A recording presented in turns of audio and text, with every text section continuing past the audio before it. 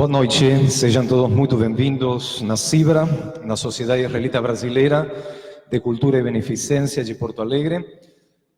Ficamos muito felizes em contar com cada de vocês nesta noite e também aproveitamos para dar as boas-vindas a todas aquelas pessoas que nos seguem ao vivo pelos nossos canais de comunicação. Esta noite vai ser uma noite muito especial porque estamos apresentando para Porto Alegre a exposição Raízes Alemãs do Sionismo. É uma exposição que foi gerada pelo Leo Baeck Institute e chega a Porto Alegre graças ao esforço do Consulado Geral da Alemanha e o Ministério de Relações Exteriores da Alemanha, e para nós é uma grande honra, como instituição fundada em 1936 por judeus alemães, de estar recebendo esta exposição. Gostaria, antes de apresentar os nossos palestrantes, de dar as boas-vindas ao senhor Henry Siciliani Costa Ventura, que está representando o município de Porto Alegre, está representando o senhor prefeito municipal. Gostaria também de dar as boas-vindas ao senhor Rodrigo de Souza Corradi, que representa as relações internacionais na Prefeitura de Porto Alegre. Boas-vindas também para a professora Cláudia Lima Marques, que é diretora do Centro de Estudos Europeus e Alemães, uma grande amiga, uma grande parceira desta casa, ao longo de muitos anos que estamos trabalhando juntos nas áreas culturais, e não a primeira exposição ou a primeira palestra que a gente se encontra. Gostaria também de dar as boas-vindas ao Dr. Jorge Gerdau Johann Peter e a sua esposa Maria Helena Johann Peter, amigos desta casa que nos honram com a sua presença. Nos honram também com a sua presença a professora Ilse Bovchuk, representando o Colégio Israelita Brasileiro. Para nós é muito importante a presença da Ilse, porque logo após da abertura desta exposição, nós queremos também convidar os alunos do Colégio Israelita Brasileiro para que visitem a nossa casa e conheçam as raízes alemãs do sionismo. Caros amigos, caros associados da CIBRA, amigos das diferentes instituições que fazem parte da comunidade judaica, entre eles o Grupo Ana Frank, que aqui nos acompanha, e neste grupo, sim, cumprimento a Vitso, as pioneiras, a Bnei Brit, os alunos do curso Shorashim, que também estão aqui conosco, o grupo Shirat Shalom, da nossa instituição, pessoas da nossa diretoria. É realmente uma honra apresentar os três palestrantes que irão ilustrar para nós, para que possamos entender e possamos compreender melhor o que nós iremos acompanhar em mais alguns minutos. Parceiro desta casa, amigo desta casa, desde a sua chegada em Porto Alegre, o Dr. Thomas Schmidt, cônsul-geral da Alemanha em Porto Alegre, se desenvolveu como ministro da Embaixada da Alemanha em Lima, Perú, anteriormente, antes de chegar, docente da Universidade de Andrassy em Budapeste, na Hungria, chefe da divisão do Ministério Federal de Relações Externas em Berlim, foi vice-cônsul-geral no Consulado Geral da Alemanha em São Paulo, embaixador da Alemanha em Montenegro, chefe da divisão da Presidência Federal em Berlim, conselheiro da Embaixada da Alemanha na Cidade do México. Realmente, o Dr. Thomas Schmidt tem um longo currículo, destacando, entre outras coisas, o seu doutorado em Ciências Econômicas e Sociais pela Universidade de Köln. Seja muito bem-vindo, Dr. Thomas Schmidt, à nossa comunidade. Estará acompanhado na palestra pelo nosso caro filósofo Dennis Lerner Rosenfield, escritor, professor universitário de filosofia, polemista, articulista, conselheiro, escritor nos principais jornais do Brasil, o Estado de São Paulo, o Globo, Diário do Comércio, Zero Hora. Tem livros e artigos acadêmicos publicados em português, francês e espanhol e é cofundador do Instituto Millennium. Denis, muito bem-vindo. Obrigado por estares aqui conosco. Por último, e não menos importante, o Dr. Daniel Weiss Vilordo, presidente desta casa, médico cirurgião do aparelho digestivo, formado na Pontifícia Universidade Católica do Rio Grande do Sul, desde 2016, que é o presidente desta casa, está completando agora o seu segundo mandato, e é o representante no Brasil de Artseino, o braço sionista do movimento reformista. Caros amigos, passo a palavra para o Dr. Thomas Schmidt, cônsul-geral da Alemanha, para que comecemos os trabalhos desta noite, formalizando, então, a abertura desta palestra.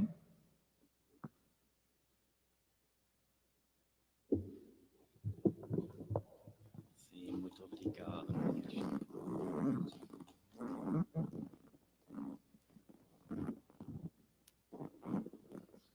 Prezados convidados, amigos, tanto nos bons quanto nos maus momentos, o destino dos habitantes cristãos na Europa Central, especialmente na Alemanha, estava diretamente ligado ao destino dos judeus que ali viviam.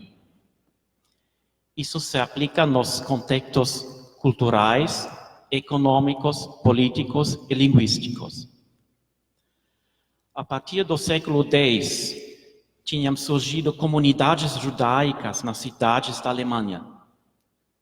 Sua existência foi marcada por circunstâncias contraditórias e discriminação recorrente. Repetidamente ocorreu expulsão, perseguição ou até assassinato dos judeus locais. Mas as comunidades sobreviveram e, inclusive, conseguiram crescer. Foi somente no século XVIII que a tolerância religiosa ou mesmo a igualdade legal se tornaram um assunto para discussão na Europa Central. Como consequência, durante e após a Revolução Francesa e as mudanças napoleônicas, as condições de convivência entre a maioria da população cristã e as comunidades judaicas mudaram. E na segunda metade do século XIX, os judeus estavam a caminho da igualdade legal das pessoas na Europa Central. Berlim tornou-se um centro do iluminismo judaico secular. Os judeus na Alemanha trocavam o Yiddish pelo alemão padrão como língua materna. Muitos reformaram sua própria prática religiosa, aceitaram a ideia de uma educação secular para seus filhos e viram no ideal alemão clássico de educação, a exemplo de Wilhelm von Humboldt, um objetivo desejável. Para mim, a família Mendelssohn Bartholdy é o protótipo de uma família judia que se integrou com todas as suas qualidades e vantagens, mas também com todos os problemas de identidade. Um membro deles, Felix Mendelssohn Bartholdy, um dos meus compositores favoritos. Ele escreveu uma música que nos faz sonhar. E se pudéssemos, eu agora deixaria vocês ouvirem uma das suas músicas. Ele nasceu em Hamburgo. Ele cresceu em Berlim e morreu em Leipzig. 3 cidades alemãs. Nele percebemos todos os problemas de identidade de seu tempo nas famílias judaicas alemãs de classe alta. O início do século XIX foi também o tempo do nacionalismo romântico na Europa Central. Este foi o período em que a jovem elite intelectual alemã começou a procurar por uma Pátria Alemã Unida. Os destaques políticos da época foram os movimentos revolucionários de 1830 e, mais significativamente, 1848. O sistema monárquico permaneceu estável em nossa pátria. A diferença com França foi desenvolvimento bem distinto. Porém, chegou a reformas sociais e econômicas importantes. As ideias dos reformadores liberais na Alemanha e o apelo por uma pátria alemã unida também ressoaram nas camadas sociais alemãs judaicas. Apesar de todo o progresso na igualdade legal e emancipação dos judeus alemães, alguns intelectuais judeus nos países de língua alemã começaram a ver os judeus como um grupo sociológico à parte. Havia principalmente duas razões por isso. O primeiro motivo foi a contínua opressão dos judeus na Europa Oriental. Isso não ocorreu somente, mas sobretudo no Império Russo da época. Também judeus bem integrados no Império Alemão e em Habsburgo estavam extremamente preocupados com a situação catastrófica dos judeus no leste. A segunda razão foi que a modernização da sociedade no Ocidente europeu, que trouxe consigo a emancipação legal e econômica dos judeus no Ocidente, não conseguiu acabar com os preconceitos sociais e religiosos aos judeus. Isso ficou bem claro no caso Dreyfus, Alfred Dreyfus. Em 1894, este capitão francês foi rebaixado por espionagem num julgamento verdadeiramente vergonhoso. E ele foi condenado à prisão e ao exílio na Ilha do Diabo, na Guiana Francesa. Para muitos na época, o julgamento foi um grande escândalo. Isso preocupou muitos intelectuais judeus em toda a Europa. Esses foram dois de vários importantes estopins para que na Europa Central, ou melhor, nos países de língua alemã, surgisse o pensamento de uma própria pátria judaica na Palestina. Bom, no início, a Palestina não era a única terra. Mas sim, melhor assim? Bom, a Palestina não era a única terra em que as esperanças estavam centradas. Por um tempo, Uganda esteve no foco do movimento zionista. Mas a partir do ano 1903, o pensamento da Palestina prevaleceu no movimento zionista. Também sobre esse assunto, poderíamos fazer toda uma palestra separada. Gostaria de citar 3 nomes que representam este desenvolvimento na Europa Central. Um importante precursor do sionismo foi o rabino ortodoxo Zvi Hirsch Kalischer, da Prússia Ocidental. Até sua morte em 1874, ele fez campanha pelo assentamento de judeus na Palestina, encontrando grande resistência por parte da maioria dos rabinos ortodoxos alemães estabelecidos na época. O filósofo judeu-alemão Moses Hess, de Bonn, foi um dos primeiros e importantes socialistas na Alemanha. Ele estava em contato direto com Karl Marx, Friedrich Engels e Wilhelm Liebknecht.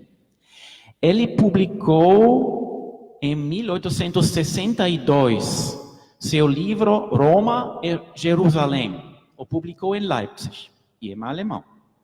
Neste livro, ele desafiou até mesmo a nação judeia oprimida a despertar e reconstruir seu Estado. Depois, quando visitarmos a exposição, nós poderemos ver mais sobre os dois no primeiro painel. Mais de 30 anos depois, o jornalista austríaco Theodor Herzl, a pessoa que todos conhecemos, publicou seu livro Der Judenstaat, o Estado Judeu. Foi uma tentativa de uma solução moderna para a questão judaica.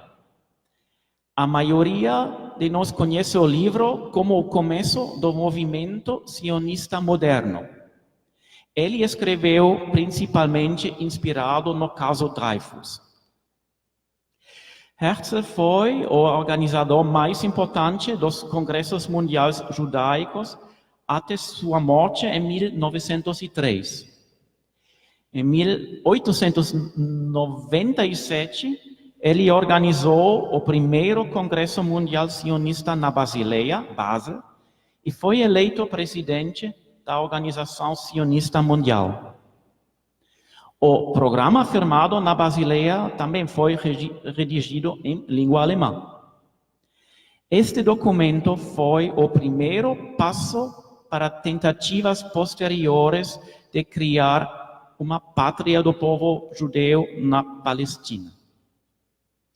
Veremos mais sobre Herzl e Dreyfus nos painéis 2 e 3 da exposição. É importante citar que até a era de Hitler, o movimento sionista foi apoiado somente por uma minoria de judeus na Alemanha. Por um longo tempo, a maioria via o futuro como uma integração social, não religiosa, social à pátria. Neste ponto, a Alemanha daquela época não difere em nada do Brasil de hoje. Isso também se aplicava na época da Primeira Guerra Mundial, quando muitos jovens judeus alemães foram voluntariamente à guerra pelo Kaiser, o imperador alemão, e morreram. Bom, tudo mudou com a eclosão do Holocausto. Não é necessário explicar isso aqui. Somente depois disso, Israel tornou-se o lar da grande maioria dos judeus alemães sobreviventes. Mas já com a Primeira Guerra Mundial e a derrota militar da Alemanha e da Áustria em 1918, a liderança intelectual do movimento sionista tinha passado para os líderes judeus da Europa Oriental. Um exemplo é Chaim Weizmann, o primeiro presidente israelense após a independência em 1948. Ele veio originalmente do Império Russo, estudou na Alemanha, Darmstadt e Berlim, depois foi para Londres e já em 1910 tornou-se um cidadão britânico. A exposição que estamos abrindo hoje demonstra a influência quase simbiótica que a sociedade, a cultura e a língua alemã tiveram no início do movimento sionista.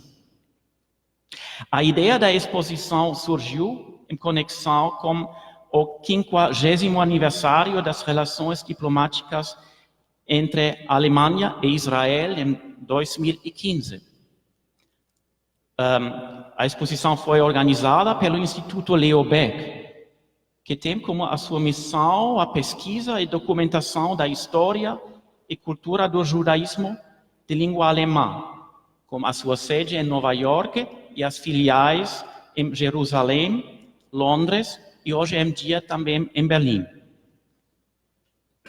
A exposição já foi mostrada em vários lugares dos Estados Unidos e no Brasil, por exemplo, em dezembro, na antiga sinagoga Kahal Sur Israel, em Recife, e já em abril, na PUC. Bom, ela aborda um tema que possivelmente não é um tema cotidiano em Porto Alegre. No entanto, é muito atual para nós que aqui estamos, pois trata das questões fundamentais da coexistência de maiorias e minorias na Alemanha, na Europa e no Brasil. Ao mesmo tempo, a exposição traz uma importante contribuição para a explicação das relações teuto-judaicas e teuto-israelenses de hoje. E ela traz testemunhos sobre o papel da língua alemã como meio de comunicação, sobretudo entre intelectuais da época.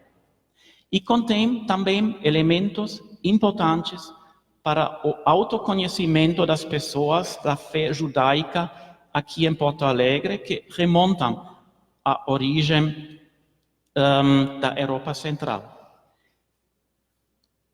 Me parece que me está vencendo o tempo agora, não é? Já vejo os movimentos do Daniel.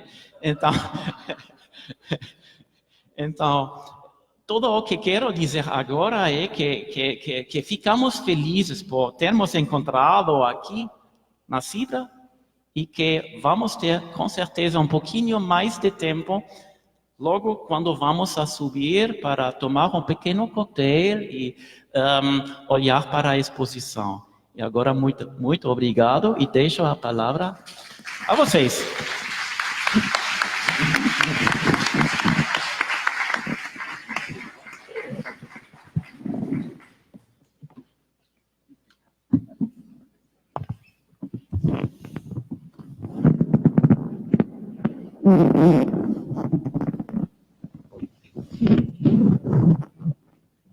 Bom, primeiro, boa noite. Muito obrigado pelo convite ao Consulado Alemão, à CIBR, para essa oportunidade, o Rabino Gershon, o presidente da nossa comunidade, Daniel, para que nós possamos, enfim, rapidamente, são 10 minutos de prazo regulamentar aqui,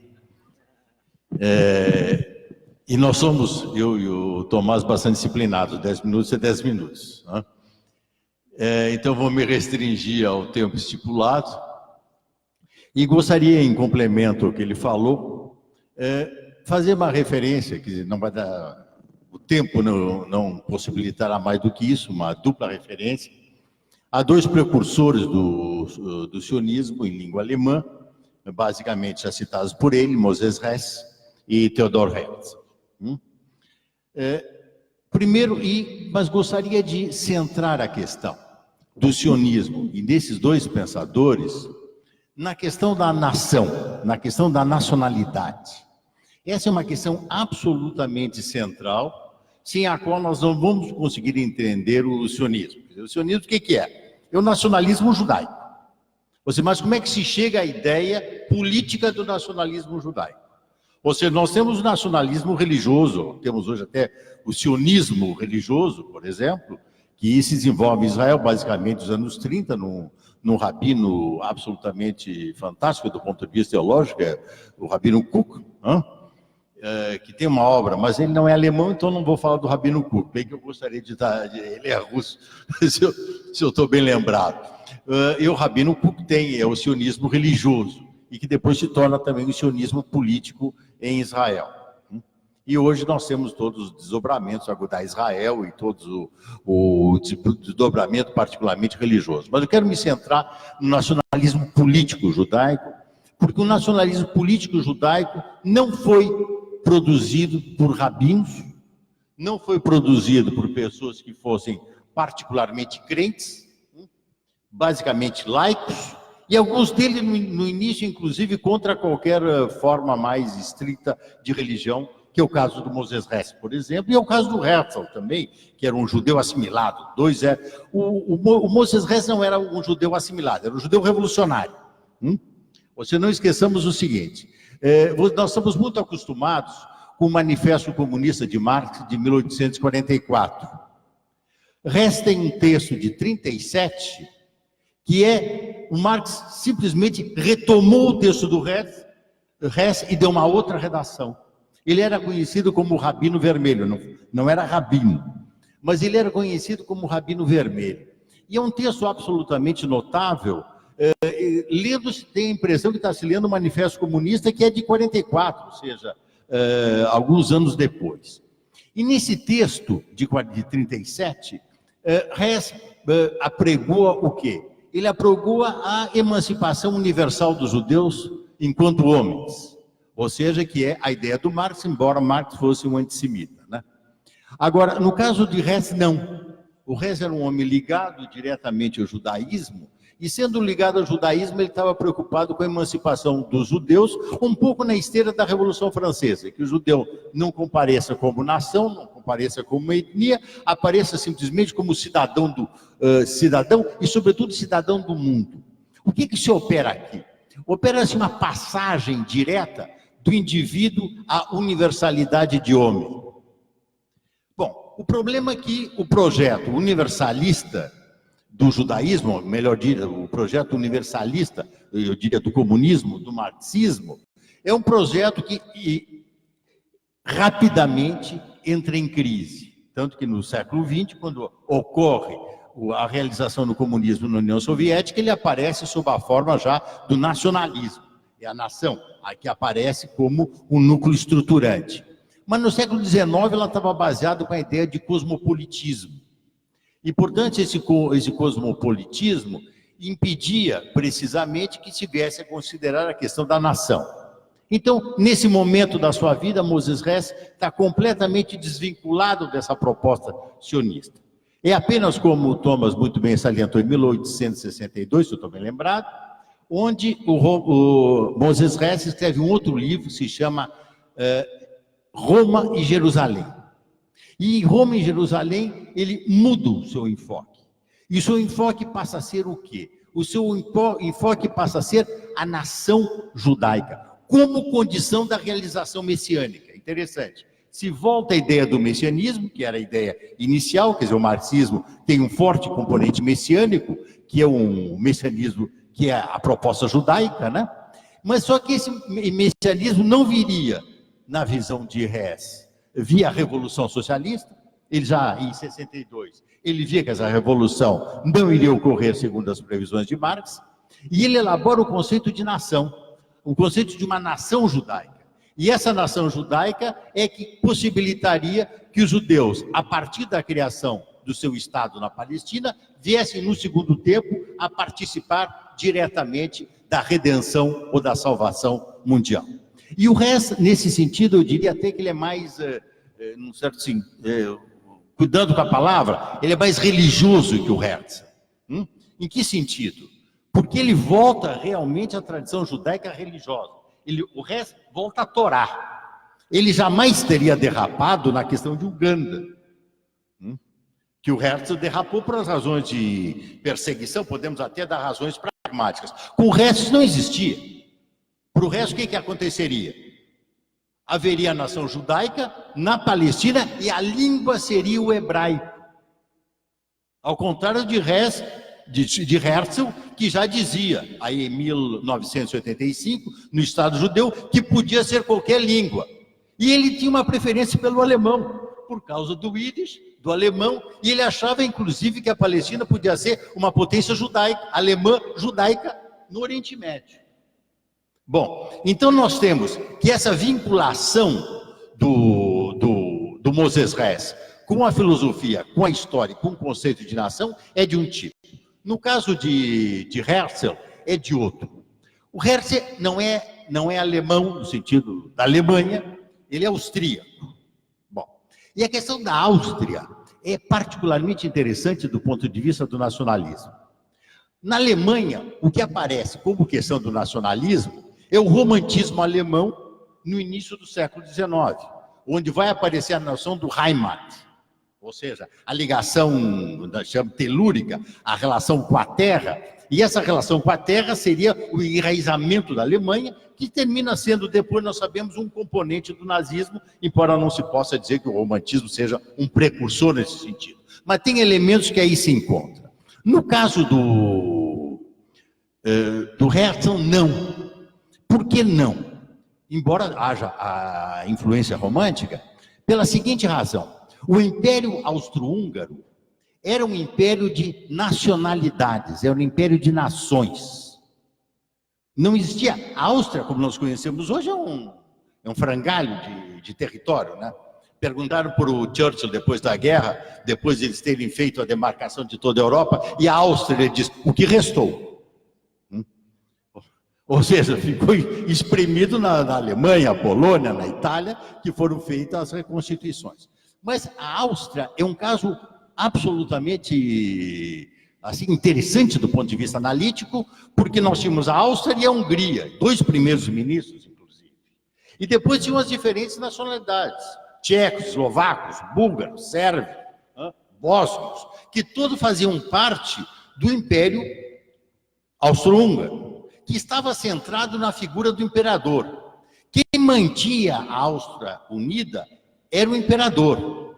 E os judeus eram cidadãos do Império Austro-Húngaro, devendo obediência direta ao imperador. Eles não faziam parte estritamente, não eram nem cidadãos húngaros, nem cidadãos austríacos, nem bósnios, nem búlgaros, eram cidadãos do Império. Enquanto cidadãos do Império, eles estavam muito bem.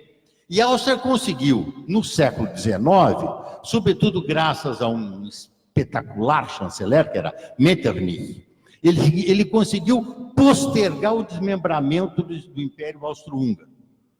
Quer dizer, a Áustria não tinha força militar, mas tinha uma diplomacia, Jorge, absolutamente notável, que conseguiu retardar a eclosão do Império.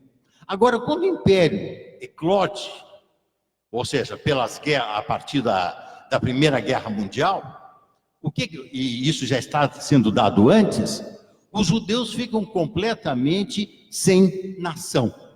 A nação termina sendo um problema. Quer dizer, o búlgaro austríaco vai para a Bulgária, o alemão austríaco fica na Áustria, o húngaro austríaco do Império é a Hungria. Cada um tem o seu lugar. Quem fica sem lugar? Os judeus ficam sem lugar. Então a nacionalidade é uma questão, a nação, ela entra diretamente no cerne do pensamento de Herzl.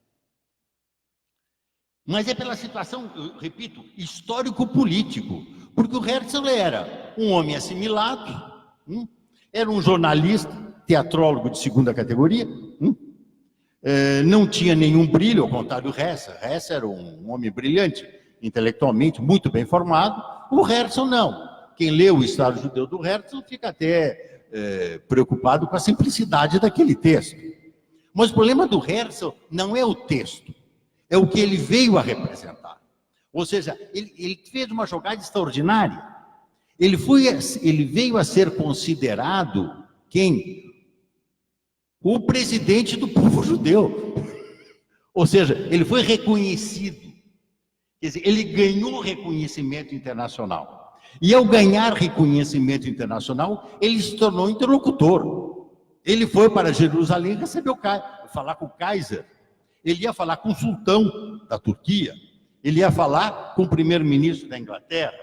Ele estava diretamente vinculado com os grandes personagens políticos da época, que o recebiam. Imagina, por que vai receber aquele cara, rapaz? Representa quem? Os judeus ingleses? Os judeus alemães? Os judeus austríacos? Não, ele representa os judeus. Então, o que ele fez, em termos de hoje, nós diríamos, uma jogada de marketing absolutamente extraordinária. Ele se torna interlocutor, e ao se tornar interlocutor, ele é o homem que vai representar os judeus diante das grandes potências. Esse é o seu grande mérito, e que depois disso vai se consubstanciar nas diferentes internacionais sionistas, que vão consagrar inclusive o seu nome. Mas era um homem que foi dedicado à causa. Não, repito, por ter escrito um livro brilhante, mas por ter escrito um opúsculo, um panfleto. Tá? Mas vejam bem, não me tomem a mal quando eu digo panfleto nem opúsculo. Em certo sentido, até um elogio. Por quê? Porque as obras produzem efeito na medida em que elas são acolhidas. Eu vou dar para vocês 3 grandes opúsculos panfletos anteriores ao Herzl e que tiveram uma grande incidência na sua época.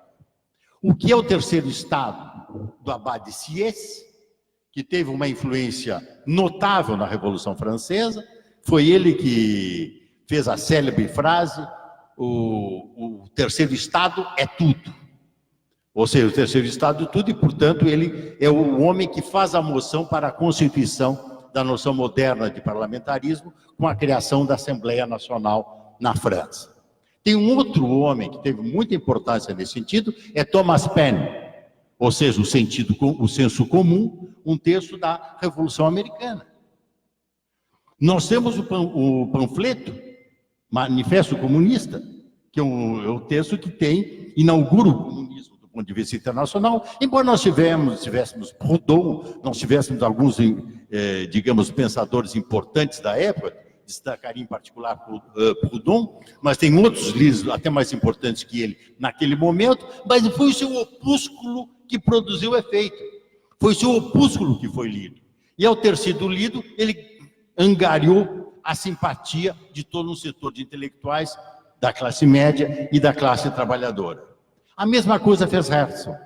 Ele produz um opúsculo, esse opúsculo é lido, é acolhido e se torna uma referência do povo internacional, de tal maneira que tanto ele como o Herzl, na tradição judaica, vieram a ser considerados como profetas. Obrigado.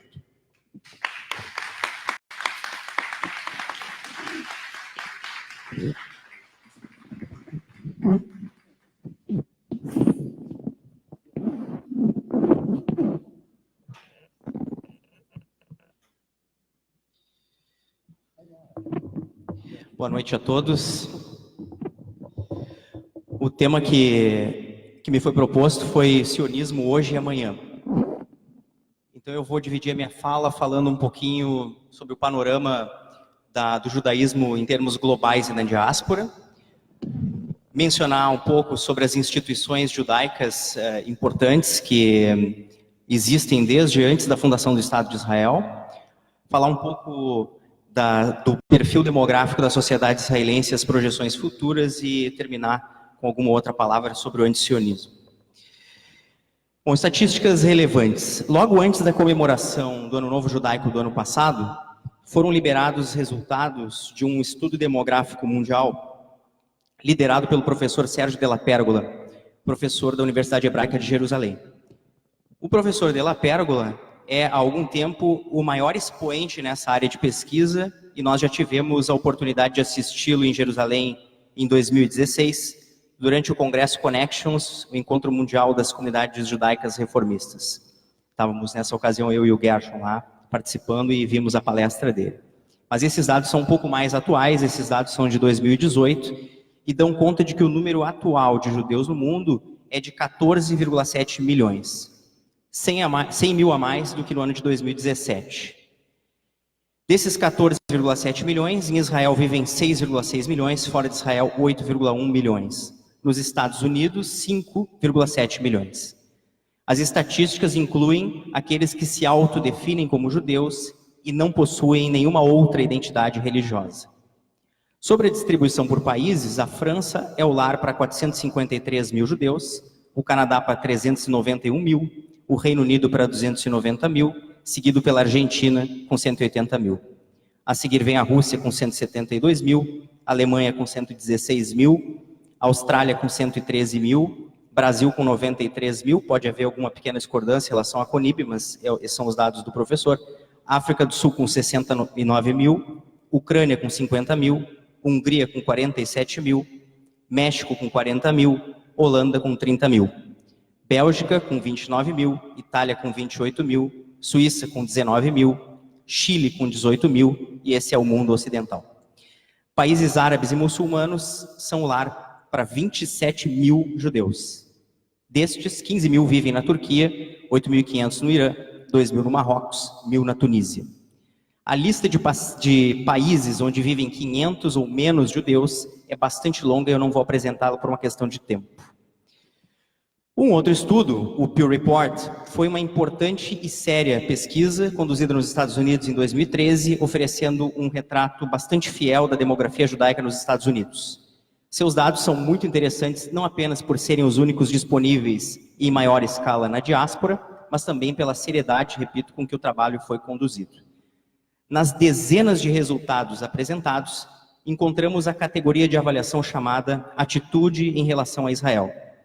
Muitas pesquisas, inclusive atuais, avaliam esse quesito, mas um detalhe importante é que mesmo com uma defasagem de alguns anos, o Pew Report é talvez a única pesquisa que estratificou a resposta dada exclusivamente por judeus, desde os mais observantes até aqueles que se declaram seculares ou sem religião. 69% dos judeus americanos responderam que são emocionalmente muito ligados a Israel, enquanto 39% informaram que são algo ligado a Israel. 75% que se consideram judeus por religião responderam que são muito ou algo ligados a Israel, em comparação aos que se consideram sem religião, 45%. A ligação com Israel é consideravelmente mais prevalente entre judeus de idade igual ou superior a 50 anos, embora alguma conexão com Israel seja a resposta majoritária em todas as faixas etárias avaliadas. 60% dos jovens entre 18 e 29 anos e 61% daqueles entre 30 e 49 dizem-se muito ou algo conectados com o Estado judeu. Quando perguntado se a preocupação com Israel é significativa para o fato de ser judeu, 43% dos Estados judeus americanos responderam que é essencial, 44% que é importante, mas não essencial, e 12% informaram que não é importante. Apesar de serem emocionalmente mais ligados a Israel, esses de maior idade viajaram menos comparativamente aos jovens. Dito isso, que são os dados atuais, vamos fazer um salto histórico para trás, em direção aos primórdios do sionismo e discutir a origem e a evolução das instituições judaicas nacionais.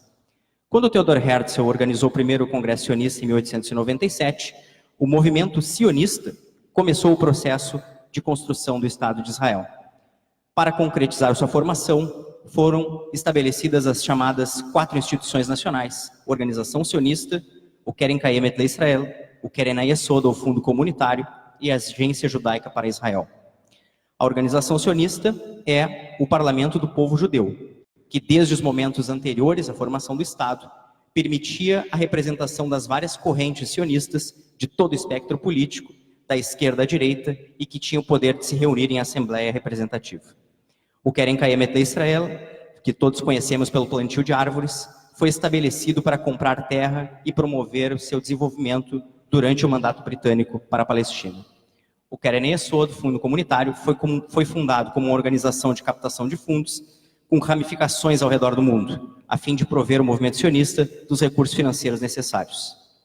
E, por fim, a Agência Judaica para Israel, que foi fundada durante o mandato britânico, com a finalidade de organizar a absorção e assentar os imigrantes, participar das políticas de economia e desenvolvimento, de promoção de serviços educativos e sociais. De uma forma interessante, mas não surpreendente, todas essas instituições continuam existindo nos dias atuais, mesmo depois da fundação do Estado de Israel. Inclusive, o primeiro presidente de Israel, Chaim Weizmann, e o primeiro primeiro-ministro, David Ben-Gurion, assumiram as suas funções na chefia do Estado em 48, sendo egressos imediatos, tanto da organização sionista quanto da agência judaica. A manutenção de cada uma dessas organizações passa um recado claro para a judeidade global a respeito do ideal sionista, independente do espectro político, de que a fundação do Estado não é o fim do sionismo, enquanto movimento de resgate da identidade judaica em caráter nacional. É um reconhecimento do fato de que 50% ou mais da população judaica mundial vive fora de Israel e também tem uma voz dentro do Estado. A organização sionista mundial continua a servir como um parlamento do povo judeu, representando os judeus do resto do mundo nas relações com o governo de Israel. O Keren Kayemet LeIsrael é, no momento, o maior proprietário particular de terras em Israel, somente ficando atrás do Estado, detendo 13% de toda a terra. A agência judaica continua no seu papel de oferecer serviços aos imigrantes, enviar shlichim ou emissários para várias localidades do mundo para interagirem com as comunidades e movimentos judaicos, e também organizar programas educacionais e culturais para jovens visitarem Israel. A cada 5 anos, O Congresso Sionista Mundial, o mesmo presidido por Herzl, é convocado pela Organização Sionista Mundial. Dos 700 assentos desse parlamento, 190 pertencem aos partidos políticos israelenses, distribuídos de acordo com suas forças vigentes no Parlamento Nacional, Knesset. As organizações judaicas ao redor do mundo, como a Vitzu, Namat, World Union, possuem 200 assentos fixos. Os 345 assentos restantes são muito disputados entre representações dos partidos e entidades sionistas existentes nos diversos países, nos seus mais variados espectros e de acordo com o número de filiações. Aí estão, por exemplo, o Artseino, que eu faço parte. Em geral, pela força numérica, os Estados Unidos se posicionam em torno de 145 desses 345 assentos.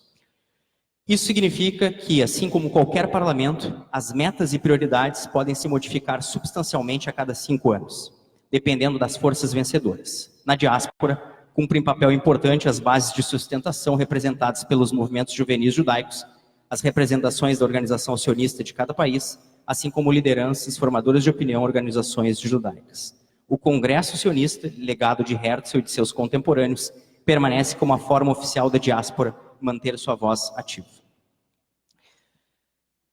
Natan Sharansky, judeu russo e ativista dos direitos humanos, que passou 13 anos preso e após emigrou para Israel, foi o presidente anterior da Agência Judaica e, por exemplo, com aval do governo, bolou o projeto de um espaço igualitário de oração no Muro das Lamentações, um espaço que não é apenas os ortodoxos, mas também os judeus reformistas e conservadores, homens e mulheres mais liberais, pudessem ali realizar suas orientações. Entre idas e vindas, avanços e recuos, esse projeto avança muito lentamente, graças muito principalmente à ação de voluntários e defensores da igualdade que enfrentam o lobby da ortodoxia. Nesse sentido, fortalecer o bloco de que fazem parte as correntes liberais, que não surpreendentemente, mesmo sendo liberais, nem sempre conversam, mas mais especificamente o movimento reformista, garante que esse movimento ainda minoritário receba algum suporte especial. Portanto, o papel das instituições judaicas mencionadas é garantir que o Estado continue a conservar a sua característica de não se fechar em si mesmo, dando voz para o contingente de judeus que se sentem ligados de alguma forma a Israel, querendo, precisando imigrar ou não. Falamos sobre a população judaica da diáspora, falamos sobre as instituições ancestrais que continuam a promover o sionismo e vamos comentar a respeito da atualidade das projeções da sociedade israelense e encaminhar a conclusão. O estatístico Camille Fuchs e o pesquisador Shmuel Rosner, ambos de Israel, conduziram um trabalho de pesquisa entrevistando 3.005 judeus israelenses em 2018, apresentando os resultados no livro Israeli Judaism, A Portrait of a Cultural Revolution. O estudo foi uma tentativa de caracterizar melhor a atitude dos judeus que vivem em Israel. De forma interessante, os entrevistados foram categorizados apenas para fim de análise entre israelenses, judeus israelenses e universalistas. Os israelenses, 15%, são os que dão importância apenas aos tópicos nacionais, deixando os demais aspectos à parte. Os judeus, 17%, se preocupam com a religião e a tradição, mas mantêm preocupação com questões nacionais num nível mínimo, como os ultra-ortodoxos.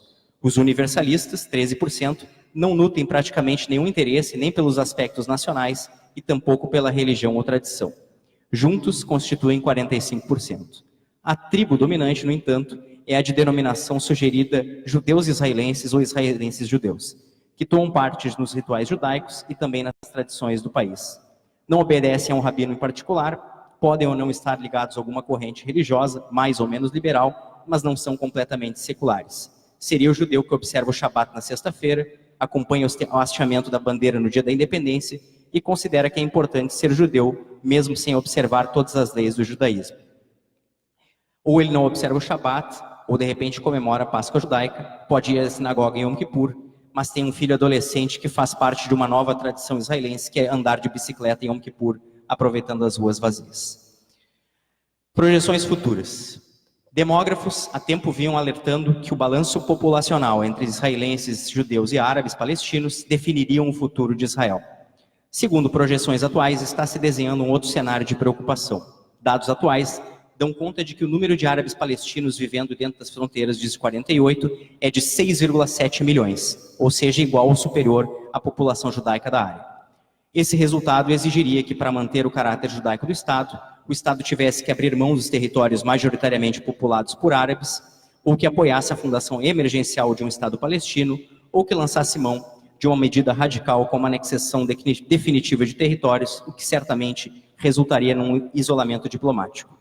Porém, na esteira disso surge um elemento novo, tirando o foco do crescimento desmedido da população palestina para o crescimento acelerado de dois outros grupos, a população de ultra-ortodoxos, Haredim, e os beduínos, precisamente também os dois grupos mais pobres e com menor índice de educação da sociedade israelense, e também os com maior taxa de desemprego e o que mais rapidamente cresce. Projeções sugerem que, sem elementos modificadores, em 2059, os ultra-ortodoxos comporão 1/4 de todos os israelenses. Mulheres ultra-ortodoxas têm em média de 6 a 7 filhos e as beduínas 6 filhos. Sem contar a questão beduína, com o crescimento da ultra-ortodoxia, haveria um temor pela tendência à identificação com políticas da extrema-direita israelense, as quais certamente comprometeriam as relações políticas e alianças diplomáticas importantes, principalmente com os Estados Unidos, provocando isolamento. Em se falando de política, de atualidade e de futuro, é crucial tocar no tema do antisionismo. Se uma das grandes críticas que o governo de Israel faz à diáspora é acusá-la de intromissão excessiva nos assuntos nacionais, é bem verdade o argumento da diáspora de responsabilizar o governo de Israel por atitudes e políticas que acabam se refletindo nas comunidades fora de Israel. Desde a segunda metade do século XX, as manifestações públicas de antissemitismo têm apresentado roupagens variadas. Infelizmente, ainda vemos incidentes ligados aos clássicos mitos conspiratórios. No entanto, um ingrediente adicional tem sido corrente. O desacordo sobre a política de Estado de Israel criou a oportunidade para que a expressão sionista, no sentido de apoio a Israel como lar para os judeus, seja usado como um codinome para judeu no debate mais amplo. Negação ou relativização do Holocausto ou outras releituras enviesadas da história, como a recente e falsa alegação de que os judeus foram controladores do comércio de escravos no Atlântico, fazem parte dessa mesma cartilha. Digno de nota, muitas nações na Europa e a antiga União Soviética estão passando de dificuldades econômicas e sociais, com muitos movimentos se opondo aos estrangeiros, incluindo aí tanto os imigrantes recentes quanto os inimigos tradicionais.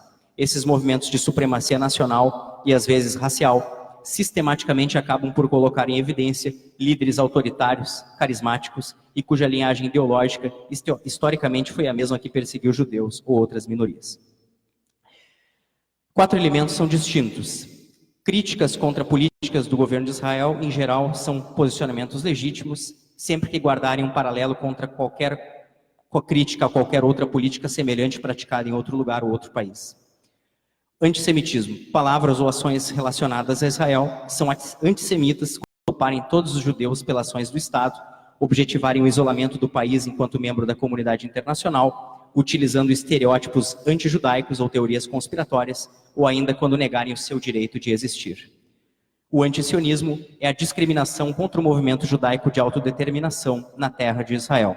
Pode ser motivado pelo antissemitismo, ou representar o próprio antissemitismo, ou ainda criar um cenário no qual o antissemitismo seja mais aceito. O antisionismo pode incluir ameaças à destruição do Estado de Israel, a eliminar o seu caráter judaico, fabricar uma caracterização distorcida do seu poder no mundo e através de palavras ou ações que coloquem Israel numa posição pejorativamente diferente em relação às demais nações. Em conclusão, o sionismo, portanto, apesar de ter sido transformado num termo frequentemente utilizado pela mídia com uma conotação negativa, quando analisado com maior profundidade, nos permite viajar no tempo para o qual visionários já entendiam a sua importância para a judeidade global. E nesse trajeto histórico, acompanhando a história dos israelitas, ele foi sofrendo influências e adquirindo nuances, sendo atualmente um movimento que precisa ser analisado em perspectiva. Muito resumidamente, sob a perspectiva da diáspora e sob a perspectiva do israelense. Talvez ele ainda tenha a roupagem um pouco mais romantizada para a diáspora, mas esta fantasia cai no primeiro ato de violência em que um judeu é agredido em Paris ou que pichações contra Israel com conteúdo francamente antissemita acontecem em Porto Alegre ou qualquer outro lugar. O sionismo continua a ser, antes de mais nada, um movimento que defende o direito da autodeterminação do judeu de ser judeu na terra dos seus ancestrais, não importando aonde eles tenham ido parar desde o exílio babilônico, romano ou se integrados posteriormente. De uma forma construtiva, o sionismo continua a ser protagonizado pela diáspora quando participa do Congresso Sionista Mundial através de sua identificação partidária ou dos valores que defende. E sobre o moderno Estado de Israel, que agora completa 71 anos, obtendo êxitos e também enfrentando desafios, que evite chegar a um indesejável desafio, que é ter que escolher entre ser um Estado judeu e ser um Estado democrático, que não tenha que decidir por um ou por outro. Manter essas duas condições, com matizes e observações variadas, foi um compromisso e um legado da imensa maioria dos ideólogos sionistas e dos modernos pais da nação. Herzl disse: se quiseres, não será um sonho. O poeta Delmor Schwartz capturou uma outra perspectiva quando escreveu: com os sonhos começam as responsabilidades. Muito obrigado.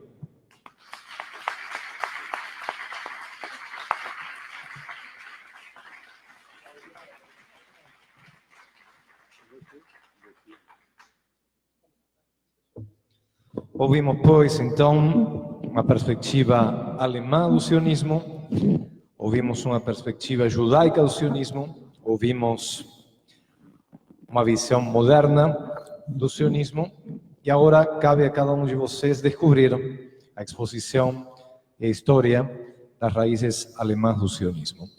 Vamos lhes convidar, então, a passar ao primeiro andar. Quem precisar de elevador à direita, pode subir de elevador. E, assim como foi um mix de ouvir esta exposição na perspectiva judaica, perspectiva alemã, também queremos oferecer um coquetel com pratos típicos, sim, de ambas as casas. Então, surpresa, sim? Estão convidados para subir, para compartilhar o coquetel. Muito obrigado pela presença.